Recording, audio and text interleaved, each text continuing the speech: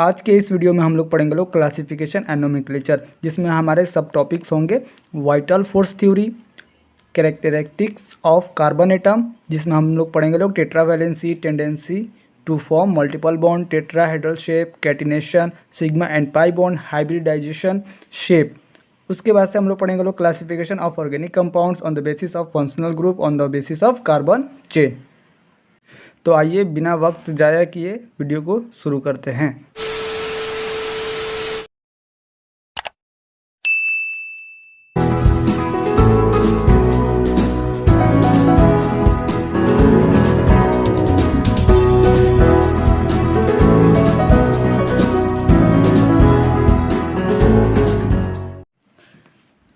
Hello everyone, मैं मारूफ इम्तियाज़ अपने इस यूट्यूब चैनल में आपका स्वागत करते हैं।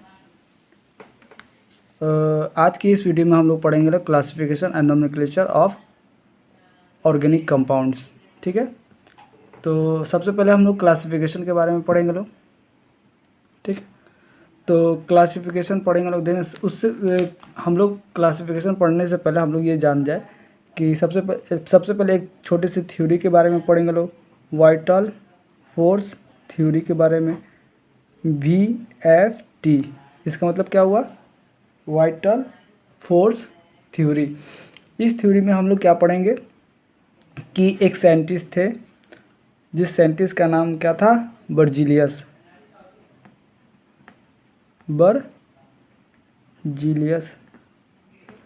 ये जो बर्जीलियस साइंटिस्ट थे, 1815 ईस्वी में इन्होंने एक बात कहा। क्या कहा? कि जितने भी organic compounds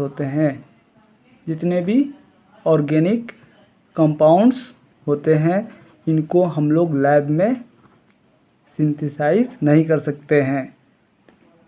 do not synthesise in lab. किसने कहा? बर्जीलियस ने। कितना? 1815 में। 1815 में एक साइंटिस्ट आए थे जिनका नाम था बर्जीलियस। उन्होंने क्या कहा? जितने भी ऑर्गेनिक कंपाउंड्स है उनको हम लोग लैब में सिंथेसाइज नहीं कर सकते हैं। ठीक है, उस थ्योरी का क्या नाम था? Vital force theory. बात समझ में आ रहा है? लेकिन बाद में एक जर्मन के साइंटिस्ट आए। कितने? 1828 में एक बाद में जर्मन साइंटिस्ट आए और उन्होंने क्या बोला? German scientist. ठीक है, इस जर्मन साइंटिस्ट जो थे, इनका नाम क्या था? वोलर। ठीक है, इन्होंने क्या कहा था कि जितने भी ऑर्गेनिक ये बर्जीलियस तो क्योंकि ये बात बोले थे कि जितने भी ऑर्गेनिक कंपाउंड्स होते हैं उनको लैब में सिंथेसाइज नहीं कर सकते हैं। लेकिन ये जर्मन साइंटिस्ट जो वोलर आए थे, इन्होंने ये कहा कि हम लोग लैब में सिंथेसाइज कर सकते हैं, और इन्होंने करके भी दिखाया। क्या दिखाया? जो यूरिया होते हैं, ये क्या है? ऑर्गेनिक कंपाउंड है। यूरिया क्या है? ऑर्गेनिक कंपाउंड है। इसको इन्होंने सिंथेसाइज किया। Synthesise in lab. कौन? वोलर। बात समझ में आ रहा है? तो इनका जो था ये थ्योरी जो था वाइटल फोर्स थ्योरी, ये गलत साबित हो गया। तो कभी कभी ये भी पूछ सकता है वाइटल फोर्स थ्योरी किसने दिया था और वाइटल फोर्स थ्योरी किसने गलत साबित किया था, तो वो हम आसानी से बता सकते हैं। ठीक है, कोई दिक्कत? तो आगे हम चलते हैं। अब कुछ हम लोग जो क्लासिफिकेशन और नोमेनक्लेचर पढ़ने जा रहे हैं ऑर्गेनिक कंपाउंड्स। तो ऑर्गेनिक कंपाउंड्स पहले तो कहते किसे हैं? तो carbon containing compounds is known as organic compounds. तो जो भी हम लोग ऑर्गेनिक कंपाउंड्स पढ़ रहे हैं उसमें मैक्सिमम पोर्शन किसका होता है? कार्बन का ही तो होता है, कार्बन कंटेनिंग कंपाउंड्स। ठीक है, तो कार्बन जो है कंटेनिंग कंपाउंड जो भी हैं, तो सबसे पहले तो हमको कैरेक्टरिस्टिक्स जानना पड़ेगा। किसका? कार्बन का। तो आइए सबसे पहले हम वही बात कर लेते हैं।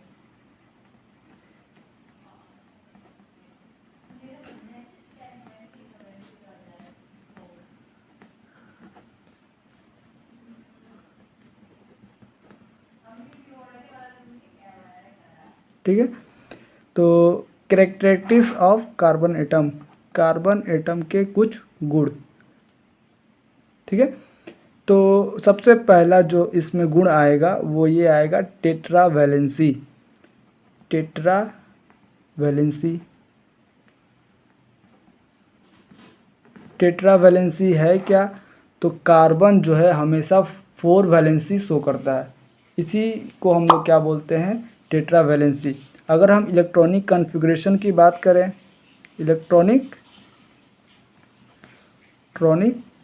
कॉन्फ़िगरेशन, क्योंकि कार्बन जो है, कार्बन का एटॉमिक नंबर कितना होता है? 6, और इसका एटॉमिक मास कितना होता है? 12। तो हम लोग जो है, तो हम लोग क्या देखते हैं कि कार्बन का एटॉमिक नंबर कितना होता है? 6, और एटॉमिक मास कितना होता है? 12। तो इसका जब इलेक्ट्रॉनिक कॉन्फ़िगरेशन लिखेंगे तो इलेक्ट्रॉन का डिस्ट्रीब्यूशन लिखेंगे। तो इलेक्ट्रॉन का डिस्ट्रीब्यूशन जो है 1s2 2s2 2p2, क्योंकि 6 इलेक्ट्रॉन है, 2 2 4 और 2 6, ये 6 इलेक्ट्रॉन का डिस्ट्रीब्यूशन हो गया। अब हम लोग ये जो हम लोग इलेक्ट्रॉनिक कॉन्फ़िगरेशन लिखे हैं ये किसके लिए वैलिड था? Ground state. बात समझ में आ रहा है? Ground state. अगर इसको हम लोग ब्लॉक बना के डिनोट करना चाहें तो इसको कैसे बनाएंगे? 1s का 2s और 2p। ठीक है, तो s में एक ब्लॉक होता है, p में 3 ब्लॉक होते हैं, और s में जो भी, s में कितने इलेक्ट्रॉन है? 2 इलेक्ट्रॉन है, तो इसको 2 इलेक्ट्रॉन ऐसे दिखा दिए। 2s में कितने इलेक्ट्रॉन है? 2 ही इलेक्ट्रॉन है, तो इसको एंटी पेयर हम लोग दिखाएंगे। ठीक है, अब ये जो p में अबाउ प्रिंसिपल जो हम लोग पढ़े थे, तो उसके अकॉर्डिंग हम लोग इलेक्ट्रॉन बढ़ेंगे। सब तक ये और ये पूरा नहीं हो सकता है, हम लोग यहाँ पर डबल नहीं भर सकते। ठीक है, तो तीनों जब पूरा हो जाएगा तब यहाँ पे 4 जो इलेक्ट्रॉन होगा यहाँ पर आएगा। तो ये 2 इलेक्ट्रॉन का डिस्ट्रीब्यूशन हम लोग किस में पढ़े? ग्राउंड स्टेट में पढ़े। ठीक है, अगर हम बात करते हैं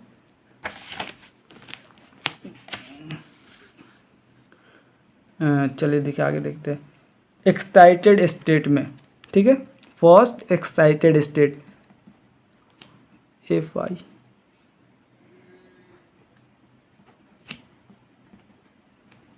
दिख रहा है?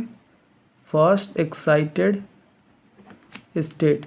एक्साइटेड स्टेट कहने का मतलब क्या है? जो आउटर मोस्ट लेयर का इलेक्ट्रॉन है, आउटर मोस्ट लेयर का जो इलेक्ट्रॉन है वो एक्साइटेड लेवल में पहुंच गया है। ठीक है, तो फर्स्ट एक्साइटेड स्टेट में कुछ इलेक्ट्रॉनिक कॉन्फ़िगरेशन हम लोग को ऐसे दिखने को मिलेगा, 1s 2s 2p। ठीक है,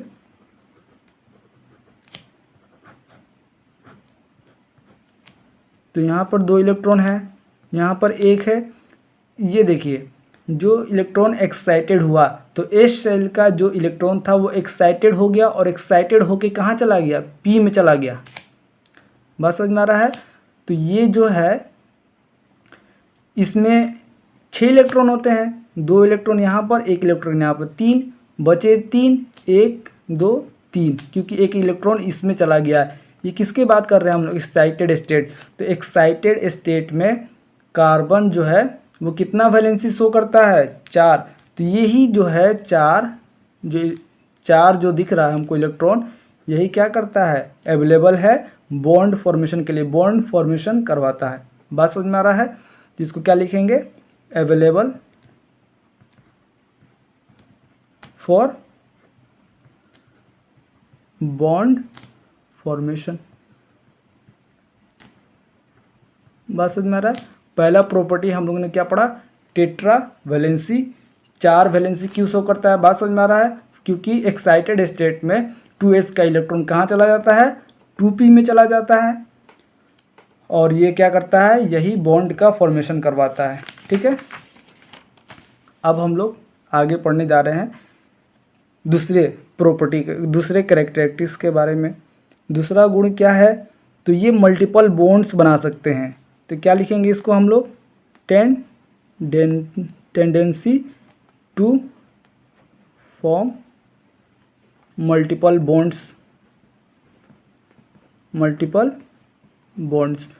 जैसे हम लोग देखे हैं कार्बन और दो कार्बन एटम के बीच में सिंगल बॉन्ड भी हो सकता है, दो कार्बन एटम के बीच में डबल बॉन्ड भी हो सकता है, ठीक है, और दो कार्बन एटम के बीच में ट्रिपल बॉन्ड भी हो सकता है। तो tendency to form multiple bonds. बात समझ में आ रहा है क्या कहना चाह रहे हैं हम आगे देखेंगे इसके तीसरे प्रॉपर्टी के बारे में। तीसरा गुण जो है इसका वो टेट्राहेड्रल शेप का होता है। टेट्राहेड्रल शेप का होता है, ठीक है। टेट्राहेड्रल शेप कहने का मतलब क्या है कि ये जो शेप जो है ये नॉन प्लेनर होता है। एक प्लेन में हम लोग कार्बन एटम को नहीं रख सकते हैं। ये जो भी बॉन्ड मतलब कि बनाता है तो ये एक 3D एक तरह से कह सकते हैं। टेट्राहेड्रल शेप क्या होता है? 3D शेप का होता है। इसको हम लोग डिनोट कैसे करते हैं कॉपी पे, ठीक है। तो देखेंगे यहाँ पर एक बॉन्ड ऐसे और दूसरा बॉन्ड ऐसे, ये तो प्लेन में है, जस्ट यही प्लेन में, ठीक है। एक जो प्लेन के अंदर है नीचे की तरफ और दूसरा क्या है प्लेन के बाहर। बात समझ में आ रहा है? ये प्लेन के कहाँ है? बाहर। ये चार जो है बॉन्ड जिसको टेट्राहेड्रल शेप कहते हैं, ये टेट्राहेड्रल शेप कुछ हम लोग ऐसे दिखाते हैं। बात समझ में आ रहा है? और ये जो है दो बॉन्ड के बीच का एंगल जिसको हम लोग बोलते हैं बॉन्ड एंगल कितना होता है? 109 डिग्री 28 मिनट, ठीक है। 109 डिग्री 28 मिनट। समझ में आ रहा है टेट्राहेड्रल शेप? देखेंगे हम लोग एक बार टेट्राहेड्रल शेप होता कैसे, एक बार समझ लेंगे, ठीक है। ये टेट्राहेड्रल शेप कुछ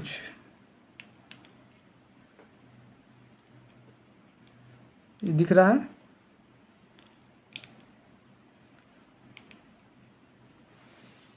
ये जो आप लोगों को दिख रहा है ये चार कलम के बीच का जो एंगल दिख रहा है, शायद इसमें अच्छे से नहीं दिख रहा, हम आपको इसमें यहाँ पर फिगर डाल देंगे।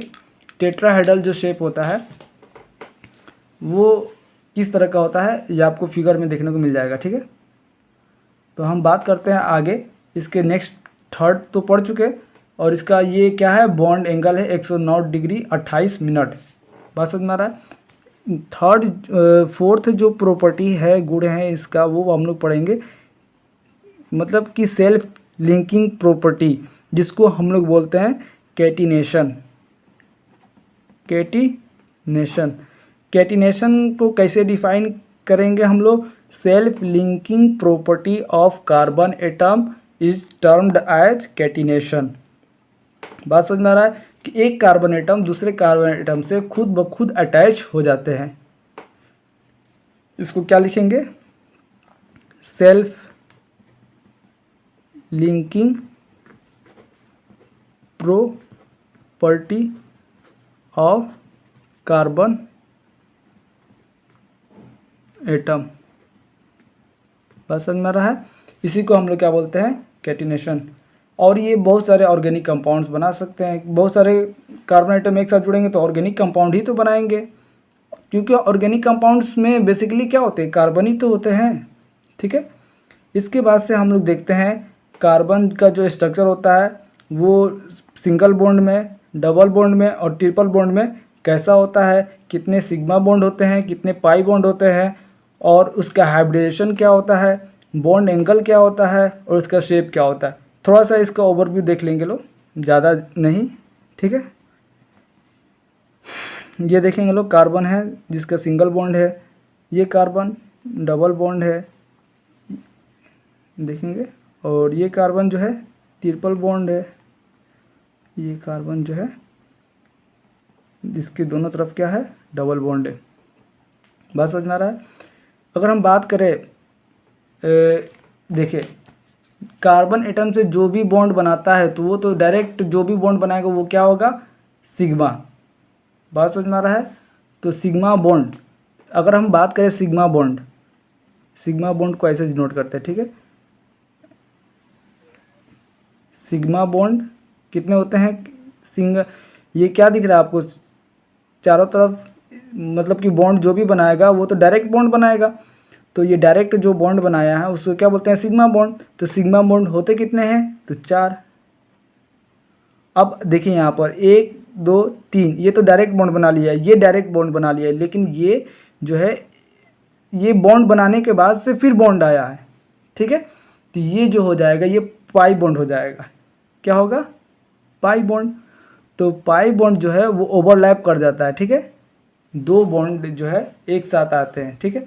पहला जो भी बॉन्ड बनाएगा 2 एटम के बीच में वो क्या होता है, सिग्मा, उसके बाद से जितना भी बना है वो क्या होता है, पाई।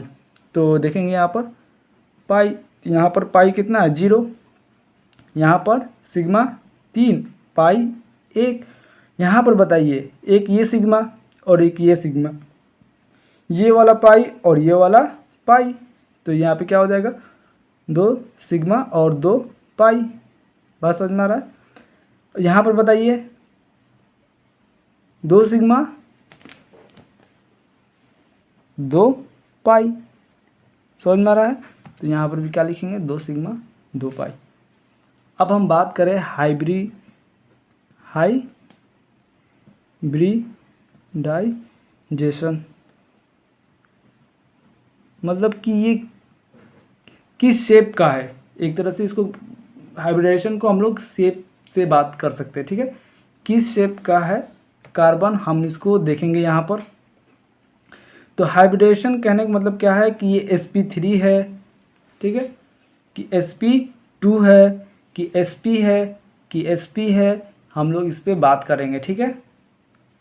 ये sp3 sp और मतलब कि sp2 ये क्या है, ये है, जैसे इसको हम लोग ऐसे समझेंगे कि पहला मतलब कि ये सिग्मा बॉन्ड जितने होते हैं यही हाइब्रिडेशन में पार्टिसिपेट लेते हैं, ठीक है।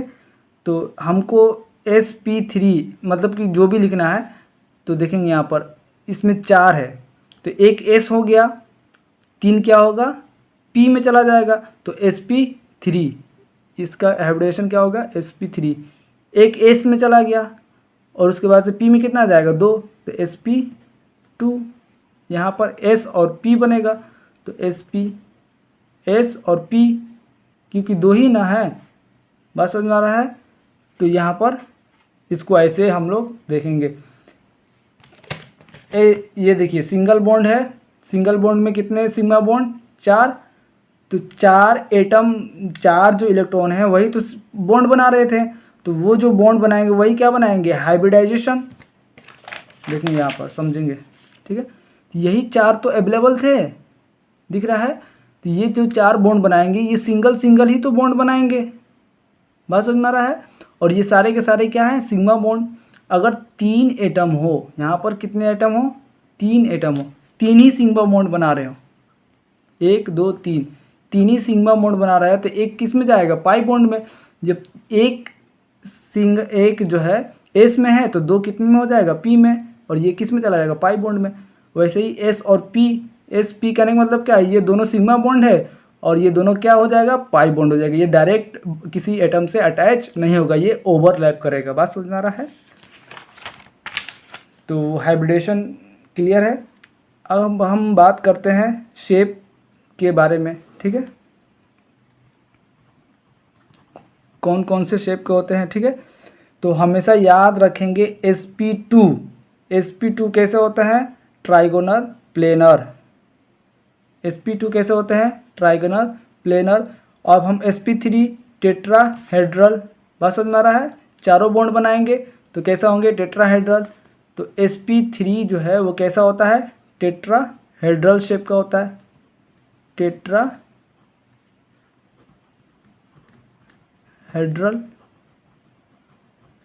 शेप का होता है। sp2 कैसा होता है, ट्राइगोनल प्लेनर, बात समझ में आ रहा है। एक ही प्लेन में 3 एंगल होंगे, जैसे कि यहाँ पर बीच में कुछ एक एटम होगा, 1 2 3, ये तीनों क्या होते हैं, एक ही प्लेन में होंगे, और तीनों के बीच में जो होता है एंगल कितने कितने का होगा, ये टोटल कितने का है, 360 डिवाइडेड बाई 3, तो कितना आएगा 120 डिग्री। तो इसे याद करेंगे ट्राइगोनल प्लेनर में ये कौन से शेप का है, sp2 ट्राइगोनल प्लेनर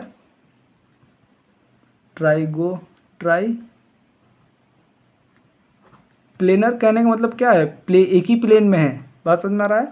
ये ट्राइगोनल प्लेनर जो है उनके बीच में एंगल कितने का होता है, 120 डिग्री का, ये भी याद रखेंगे, ठीक है। अब एक होता है लीनियर, SP है तो दो एंगल बनाएगा, दो ही पॉइंट बनाएगा, एक इधर एक इधर, दोनों के बीच में ये एंगल कितने का है, 180 डिग्री का, तो ये क्या है, लीनियर, बात समझ में आ रहा है। अब ये भी क्या है, SP ही बना रहा है, तो ये भी क्या हो जाएगा, लीनियर।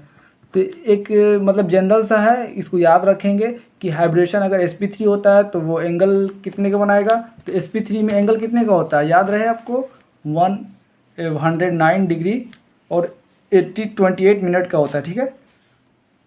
sp2 में एंगल कितने का होता है, कोई बताएगा, 120 डिग्री का, ठीक है। sp में कितने का होता है, 180 डिग्री का, बात समझ में आ रहा है, ठीक है।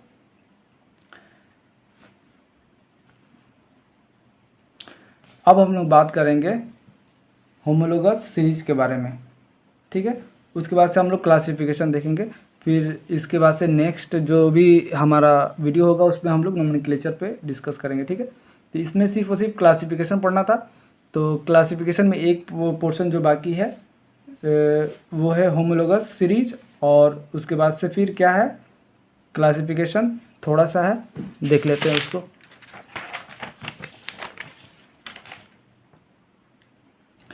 तो देखते हैं classification on the basis of functional group और on the basis of carbon chain, दो तरीके से हम लोग इसको क्लासीफाई किए, ठीक है।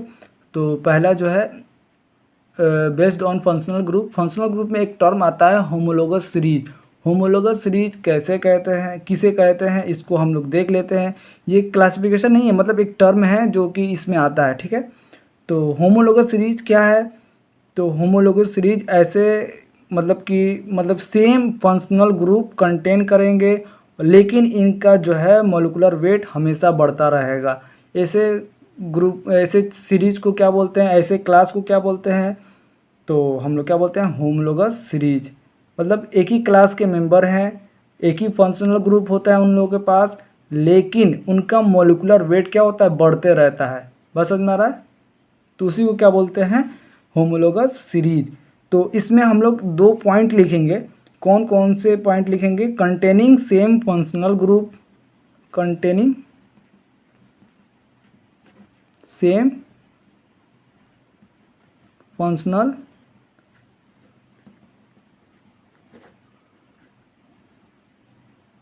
ग्रुप, ठीक है। और इसमें क्या लिखेंगे, with increase in molecular weight, तो यहाँ पे लिखेंगे increase in molecular weight, increase in molecular weight, बात समझ में आ रहा है।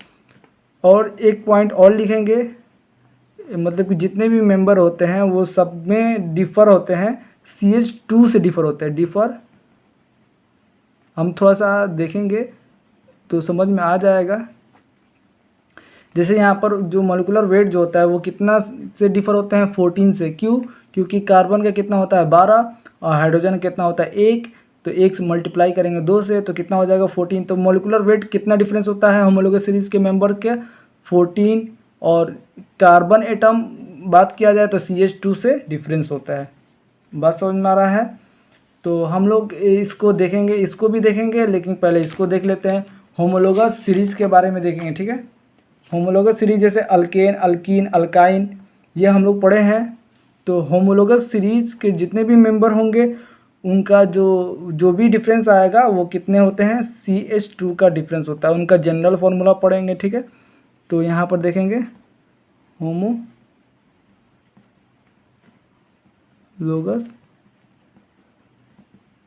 सीरीज, ठीक है। होमोलोगस सीरीज का पहला जो हम लोग पढ़ने जा रहे हैं वो क्या पढ़ेंगे, अल्केन, ठीक है। जो अल्केन्स है इनका जनरल फार्मूला क्या होता है?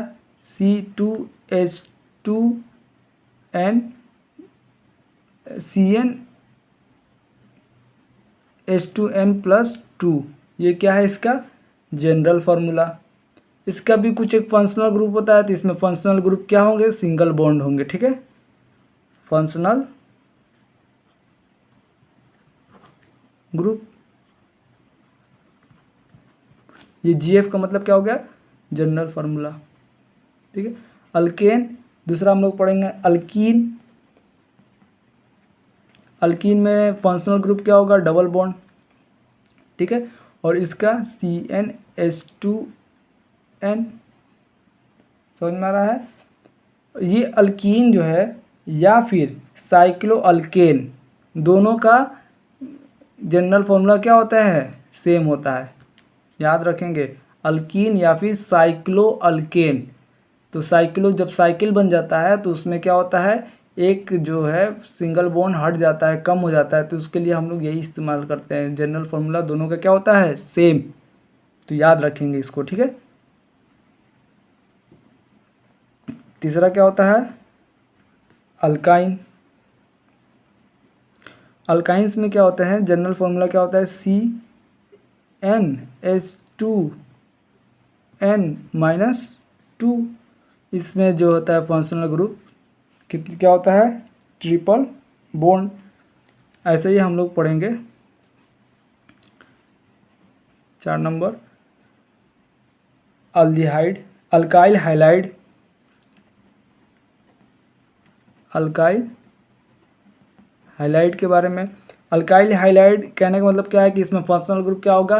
क्लोरीन, ब्रोमीन, हाइलाइड ग्रुप का होगा, ठीक है। क्लोरीन, ब्रोमीन, फ्लोरीन, आयोडीन, तो ये सब हैलोजन ग्रुप जो होते हैं, हैलोजन ग्रुप के जो भी मेंबर होते हैं तो उसे क्या बोलते हैं? हैलाइड। तो हैलाइड को हम लोग रिप्रेजेंट किससे करते हैं? एक्स से रिप्रेजेंट करेंगे यहाँ पर, ठीक है। तो इसको कैसे लिखेंगे?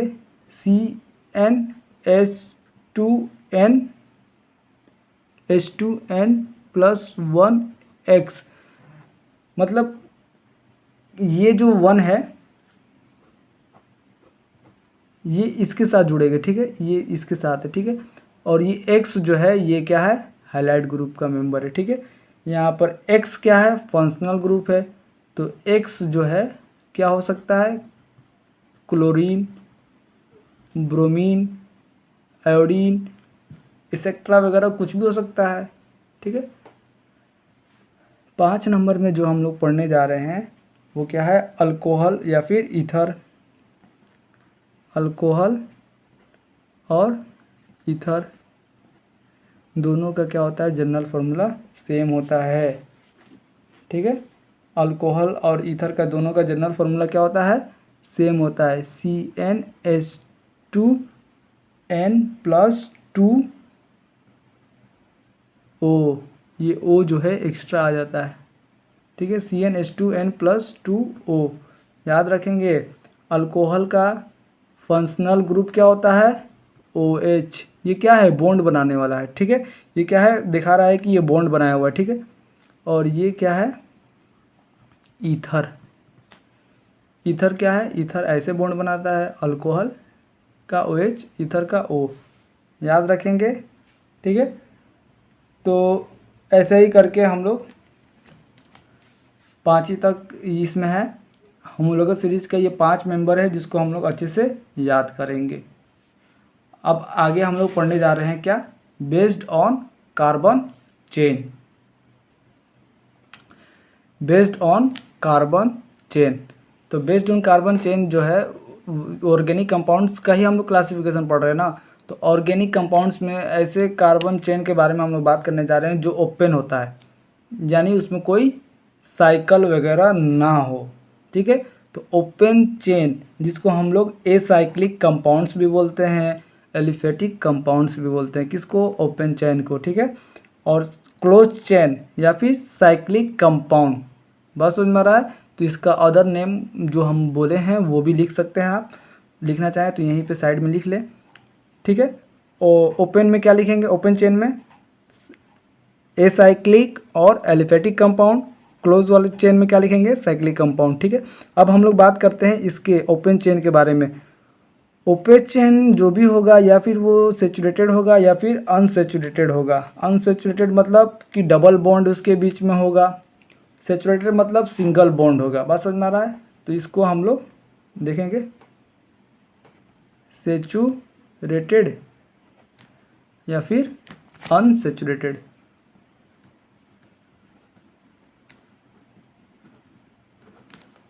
कोई दिक्कत? उसी तरह जब क्लोज चेन या फिर साइक्लिक कंपाउंड जिसको हम लोग बात करते हैं, इसमें भी अगर बात करें तो इसमें हम लोग दो कैटेगराइज कर लेते हैं। ठीक है,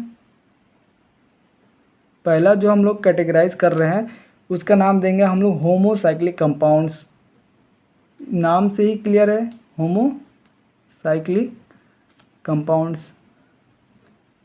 नाम से क्लियर क्यों है? क्योंकि होमोसाइक्लिक कहने का मतलब क्या है कि इसमें एक ही तरह के एटम्स मौजूद होंगे। ठीक है, इसमें भी क्या होगा, या तो ये रिंग बनाएंगे एरोमेटिक कंपाउंड्स या फिर एलिसाइक्लिक, दो तरह के हो सकते हैं। जैसे हम लोग देख रहे हैं होमोसाइक्लिक कंपाउंड्स में दो होते हैं, एक एलिसाइक्लिक कंपाउंड्स, एक होता है एरोमेटिक कंपाउंड्स। ठीक है, एलिसाइक्लिक कंपाउंड और एरोमेटिक कंपाउंड्स। ठीक है, उसी तरह होमोसाइक्लिक है तो यहाँ पे क्या हो जाएगा? Heterocyclic compound. ठीक है, तो हेट्रोसाइक्लिक कंपाउंड्स में ऐसे कंपाउंड्स आते हैं जो भी एक एटम होगा वो सेम नहीं होगा। वो कैसे बनाएंगे? क्लोज चेन बनाएंगे, लेकिन उनमें नंबर जो भी एटम्स होंगे वो सेम नहीं होंगे। हेट्रोसाइक्लिक्स में भी दो प्रकार के होते हैं, दो टाइप्स के होते हैं। कौन कौन से? एलिसाइक्लिक और एरोमेटिक, सेम ही होंगे। ठीक है, आज के वीडियो में बस इतना ही, और मिलते हैं हम अपने नेक्स्ट वीडियो में। तो कमेंट करके ज़रूर बताएं कि वीडियो कैसे लगा, और जो भी डाउट आए आपको इसको कमेंट बॉक्स में ही पूछें। और अगला वीडियो स्टार्ट करने से पहले सबसे पहले हम आपका डाउट क्लियर करेंगे, उसके बाद से ही नेक्स्ट अपना जो भी है क्वेश्चन स्टार्ट करेंगे। ठीक है, वीडियो के एंड तक देखने के लिए बहुत बहुत धन्यवाद। मिलते हैं नेक्स्ट वीडियो में।